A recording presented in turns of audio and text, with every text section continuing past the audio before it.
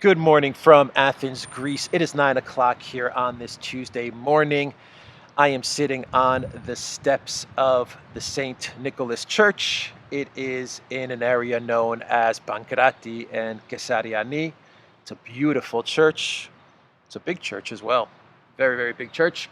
And we'll take a walk around in a bit, but I thought this would be a good time, a good place, a place and time to talk about the news. And we have a really big story with regards to the Gazprom force majeure, and we'll get into that in a bit. But before we talk about Gazprom, I just wanted to update everybody on a story I did yesterday with regards to the Elensky. At the time, it was the Elensky firing, dismissal of the head of the intel services, the SBU, and the head prosecutor, the prosecutor general, or what would be the equivalent of, say, an attorney general in the United States. And you can find that video where I explain what was going on at the time on Rumble, ODYSEE, BitChute, Telegram, and the Duran.locals.com. But the update is that at the time, in the morning when I did that video, the Elensky regime said they had fired these officials because of treason charges or treason investigation. But later on in the afternoon, the Elensky regime walked back the claim that these security officials were fired, and they said that these officials were not dismissed, they were not fired, but they were merely suspended. Contrary to reports on Sunday night, Ukraine's Prosecutor General and Security Services SBU chief have been suspended, but no decision has been made on whether to fire them, the office of President Elensky clarified on Monday. The deputy head of Elensky's office, Andrei Smirnov, has now said there's currently no talk about firing two officials. We're talking about suspending the prosecutor general from office and the head of the SBU being temporarily barred from his duties. The reason that they gave for the firing Sunday night yesterday was they said there was a vast array of crimes as well as contact between employees of law enforcement agencies of Ukraine and Russia, and it raised serious questions for the officials, Venediktova and Bakanov, Elensky insisted. And Elensky warned that every such question will get an appropriate answer. In other words, treason. This was pretty much what was being charged against these two officials. They were top Ukraine officials, and they had communication and contact with Russian officials or Ukraine officials who were now living and working in Ukraine, in Russian-controlled territory in Ukraine. So that's the update with regards to this story. It does not look good for Elensky, because what you're seeing here is that that Elensky made a decision to fire these officials, and he received significant pushback from higher up. He was vetoed, in other words, and he had to amend his decision from a dismissal firing to a suspension pending a further investigation. There are people in DC, maybe in Kiev, probably in NATO and Europe, who are overruling Elensky. So a lot of palace intrigue going on in Kiev, and it looks like Elensky, with each passing day, Elensky is really losing his hold on power. He can't even dismiss people without getting the approval of the higher up authorities. So that is the update with this story. Now let's get to the main topic of the day, and that has to do with Gazprom's force majeure statement that came out. And this is a very, very big story. There is a video going up on the Duran with regards to this story, and I believe the title for the video, what I put for the title, was Gazprom force majeure, Russia turns up the pain dial on the EU. Well, in more specific, they're turning up the pain dial on Germany. But as Germany goes and deindustrializes, so does the European Union. And I've talked at great lengths in my video segments about how in this economic war of attrition, Russia really hasn't done much to retaliate. All the retaliation has pretty much taken place. All the actions have taken place from the collective West, and the retaliations from Russia have been very few and far between. Outside of, say, gas for rubles, there hasn't really been many actions taken by Russia, given the historic, unprecedented sanctions that the collective West has placed on the Russian Federation. Well, it looks like we got one very, very big action this time from Russia and from Gazprom, and that is that they have declared force majeure with regards to gas flowing to Germany, and we've gone from 100% gas flow to Nord Stream 1 to 60% gas flow to Nord Stream 1, and now we're looking at 0% gas flow via Nord Stream 1. And the interesting part about this force majeure is that Gazprom is using the turbine debacle to enforce this force majeure. So once again, this is the collective West, this is Canada and Germany opening up the door, opening up the possibility for Gazprom to take this action. And they walked through that door and they took this action. So let me read a little bit from Zero Hedge, which puts some context as to what's going on, and we'll dig into this story a bit further. Already days before the July 22nd European Doomsday, when the scheduled Russian 10-day maintenance of the crucial Nord Stream pipeline to Germany is slated to end, but which was thrown into deep doubt given Gazprom recently said it can no longer guarantee its good functioning due to crucial turbines being previously held up in Canada to sanctions, the Russian energy giant has declared force majeure to one major European customer. Simply put, Gazprom declared extraordinary and extreme circumstances to void itself from all contractual obligations to this customer. Thus, the gas will stop flowing indefinitely. As Reuters reports in a breaking development Monday, quote, Russian gas export monopoly Gazprom has declared force majeure on gas supplies to Europe to at least one major customer starting June 14th, according to the letter seen by Reuters. The letter is dated July 14.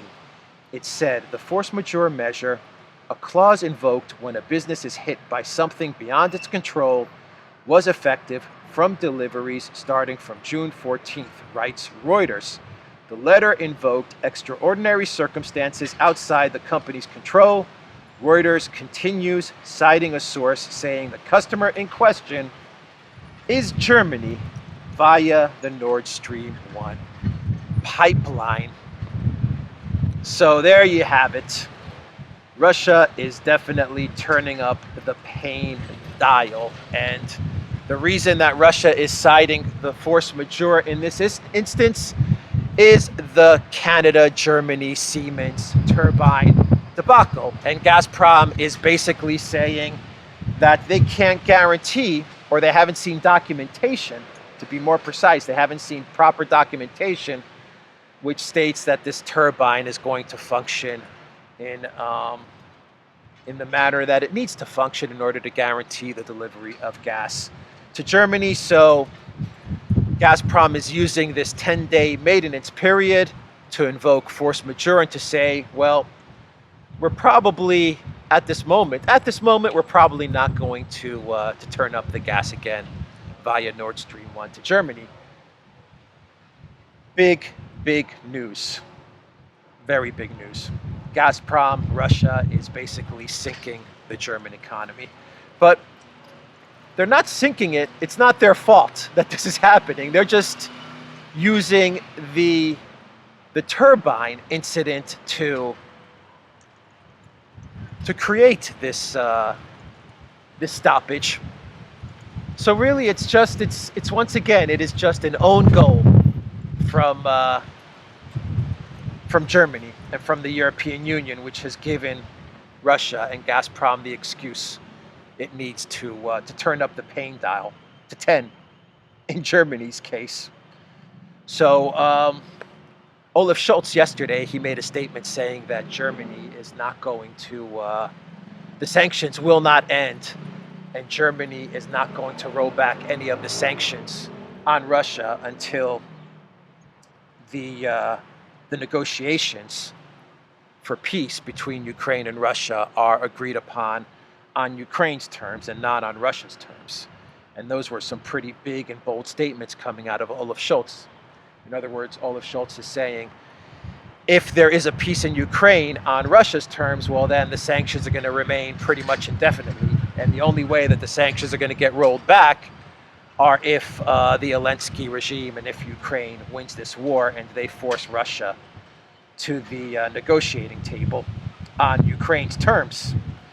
Kuleba, the foreign minister of Ukraine, said the same thing.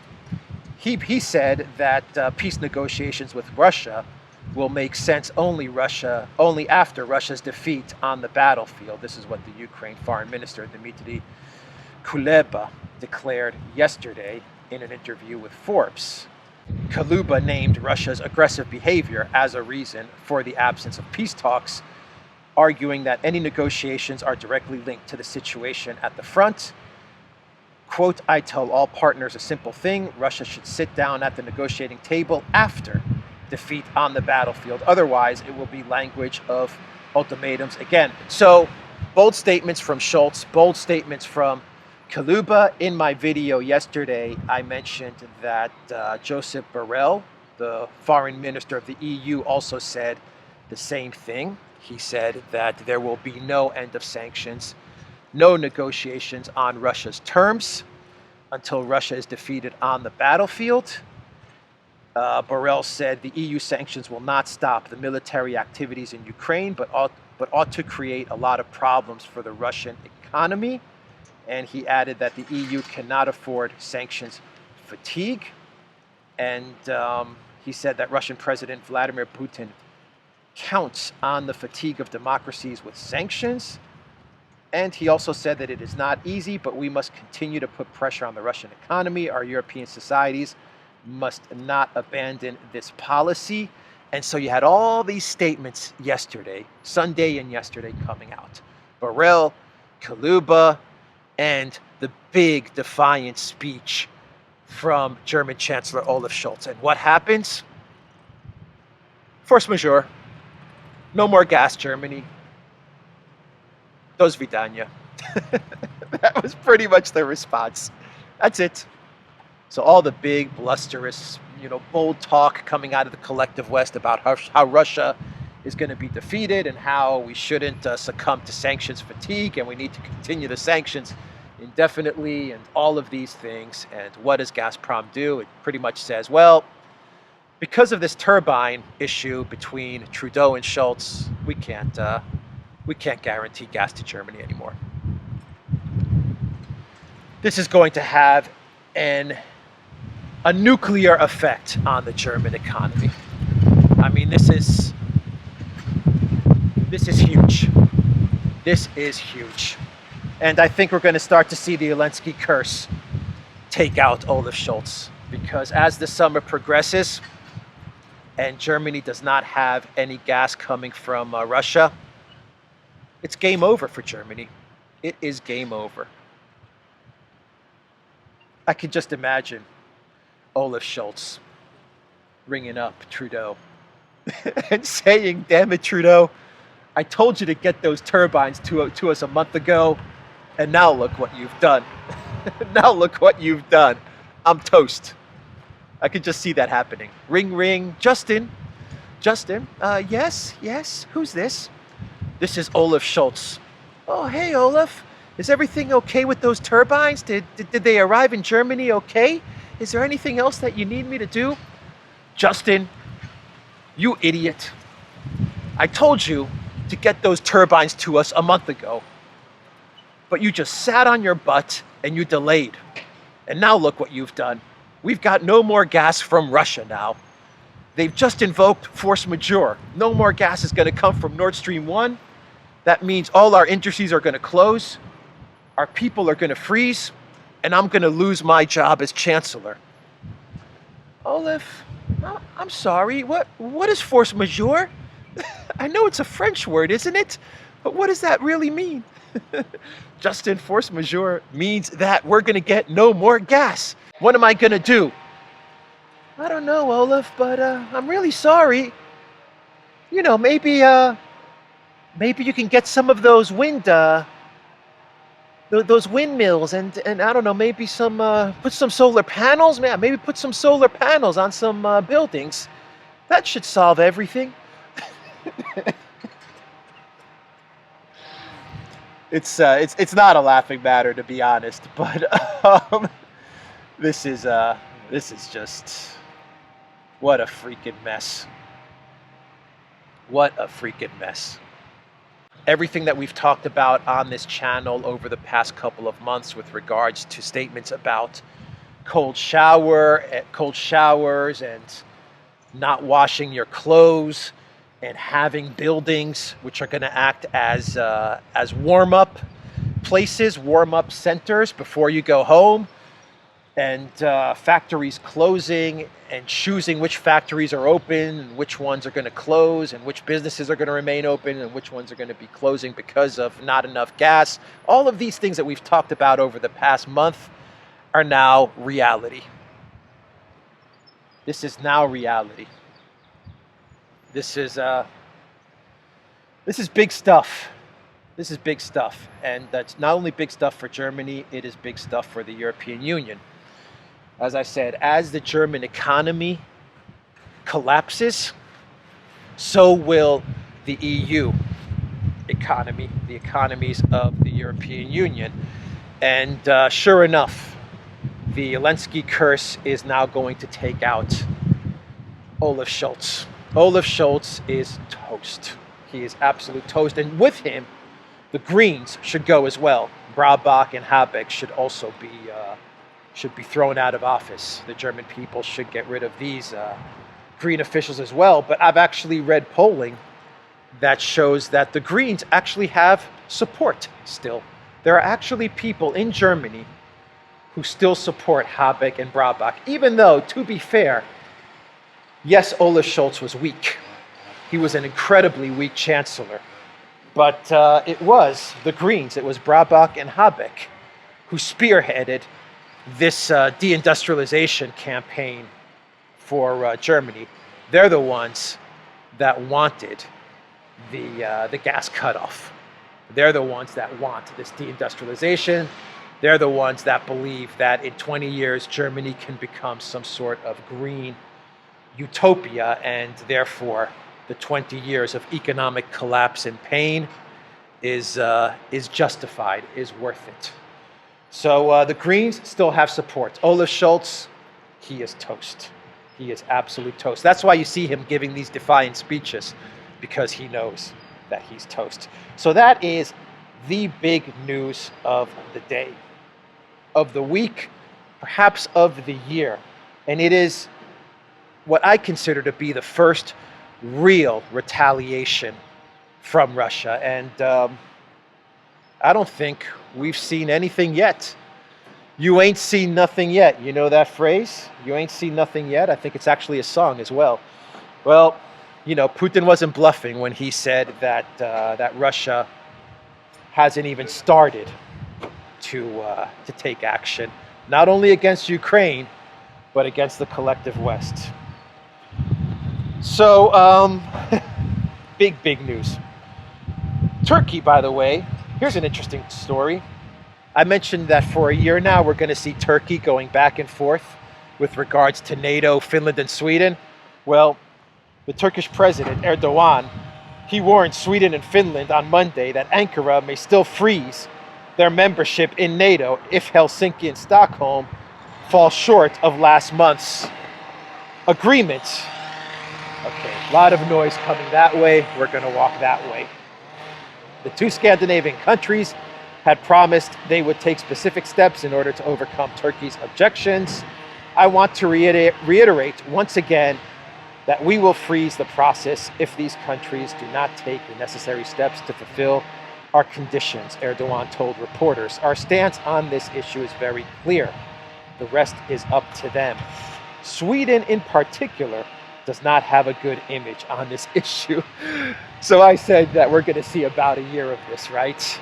A year of this back and forth between Turkey, NATO, Finland, and Sweden, where Turkey every now and then is going to come out and say, yeah, well, you know, our veto is still floating around there. And sure enough, Erdogan is making statements along those lines. Whenever Erdogan is going to want something or needs something, that's what you're going to get. You're going to get the Finland, Sweden, NATO playing card. That's exactly what's going to happen. So Turkey, Erdogan, they're not letting up. They haven't forgotten. Sweden and Finland, they have to extradite these Kurdish PKK terrorists, according to Turkey. According to Turkey, terrorists.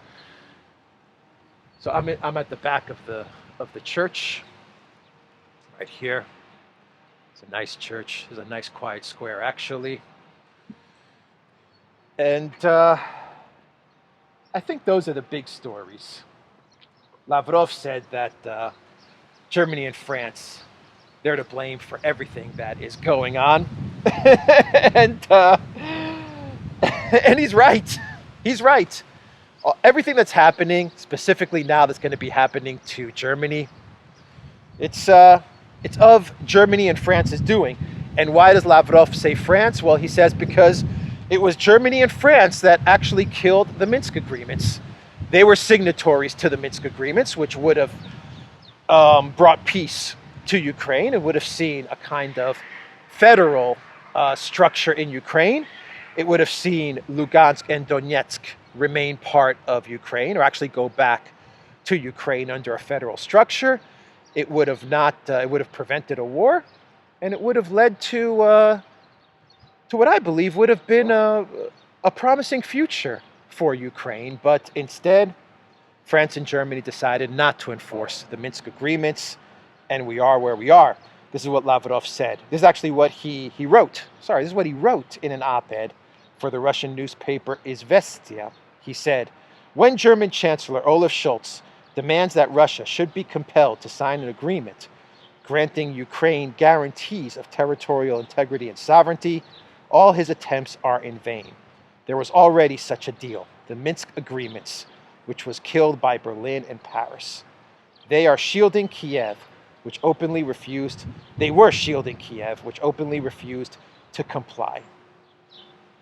Yeah. Lavrov, he says it as it is. He calls it as it is.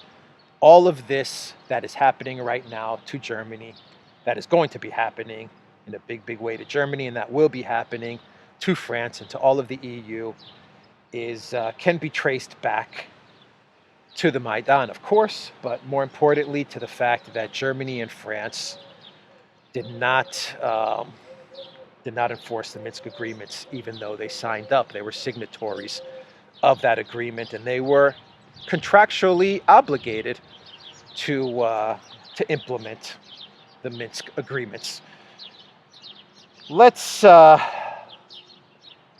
Should we talk about a clown? Yeah, before we get to a clown world, I just want to mention one quick story.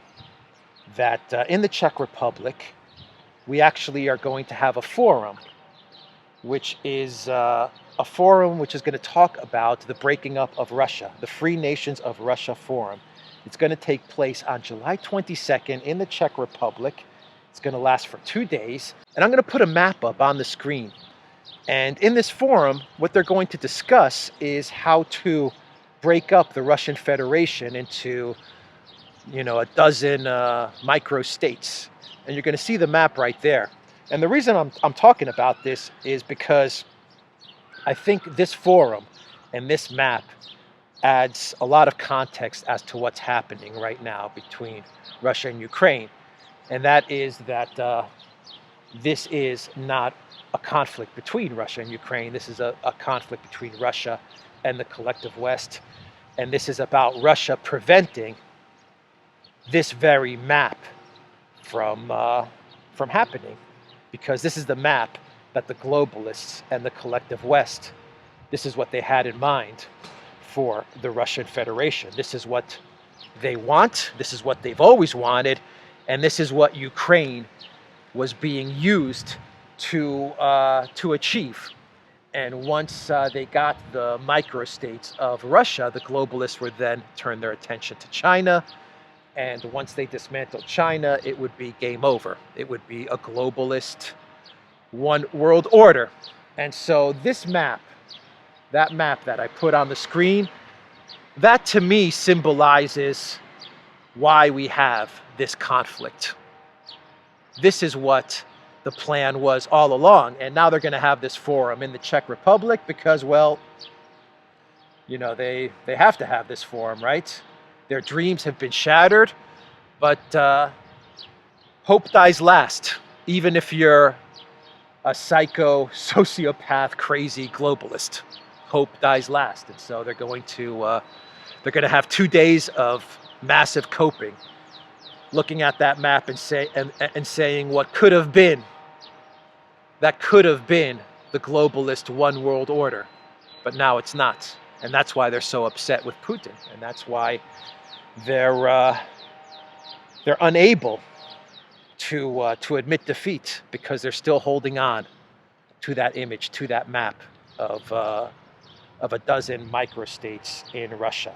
Some of the topics that they're going to talk about, by the way, on the forum, before I get to the clown world, are going to be de-imperialization and decolonization, de-Putinization and denazification, demilitarization and denuclearization, and economic and social changes, all in the context of 12 or 15 microstates on what used to be the Russian Federation.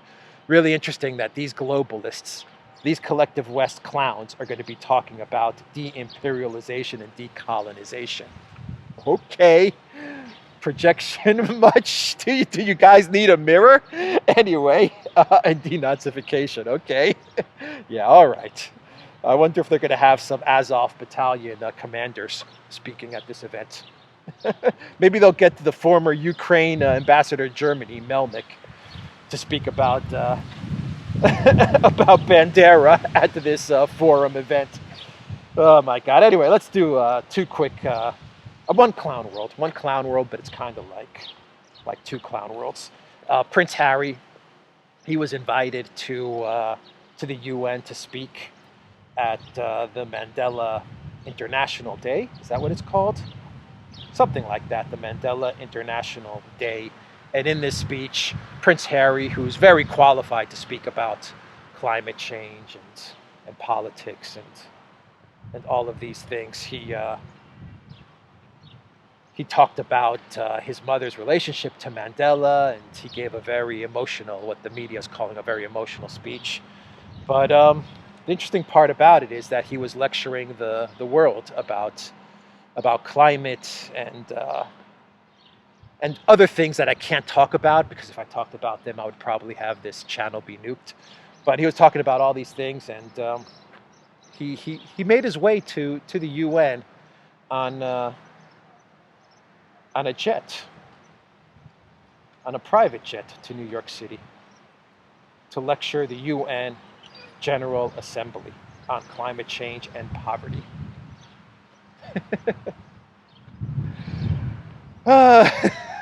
Yeah, he flies out in all the comforts of the world as a prince. He still is a prince, isn't he? So he can go to New York and lecture the world on climate change and poverty, because Prince Harry knows a whole lot about climate change and poverty. That's the first cloud world. And the second cloud world, which is along the same lines, is, and this was sent to me by one of our viewers. And the second cloud world has to deal with a Catherine McKenna, who used to be she used to be like the chief climate officer or the climate minister for the Trudeau government. And now she's like on a whole bunch of boards and chairs of various climate organizations. Anyway, Miss McKenna, she traveled to Copenhagen. She got on a plane, went from Canada to Copenhagen.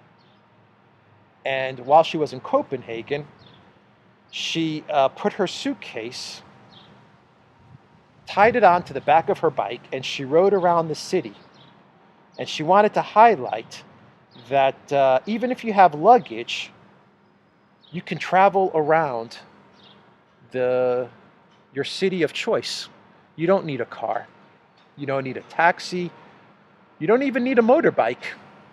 You can just simply tie your luggage onto the back of your bicycle, and you can ride around all day. And here's her tweet. We traveled everywhere in Copenhagen and beyond to Louisiana Museum by bike and train. Not one car, including with luggage expertly tied down with an old tire tube. Emoji. It was amazing how effortless it was to travel many, many kilometers a day. Everyone does it. And then she has a heart emoji, a bicycle emoji, and a Denmark flag emoji. So the point being is you don't need a car, you don't need taxis, you don't need any of those things. Train and bicycle, that is all you need. And even if you are carrying around luggage and you're traveling around, no problem, just tie it on to the back of your bicycle and go about your day. And I'm sure that when you park the bicycle and you have your luggage tied to the back of the bicycle, no one's going to untie that luggage and take that bicycle while you're, I don't know, maybe you're eating or you're doing some work. Nah, everyone's going to leave that luggage tied to the bicycle. No problem there. But I think it would have been a lot more impressive, much more impressive, if Catherine McKenna actually didn't fly to Copenhagen, but rode her bicycle with the luggage tied on to that bicycle, rode that bicycle to Copenhagen instead of taking a plane. If she did that, then I'm telling everybody right now in this video, I would be 100% on board with climate change. I will never, ever get in another car ever again if she had done that.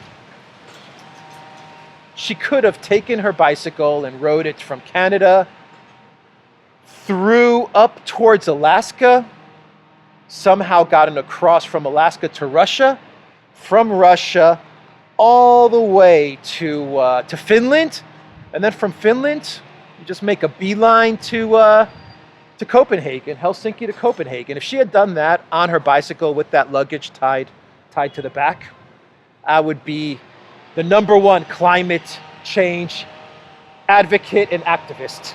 Sign me up.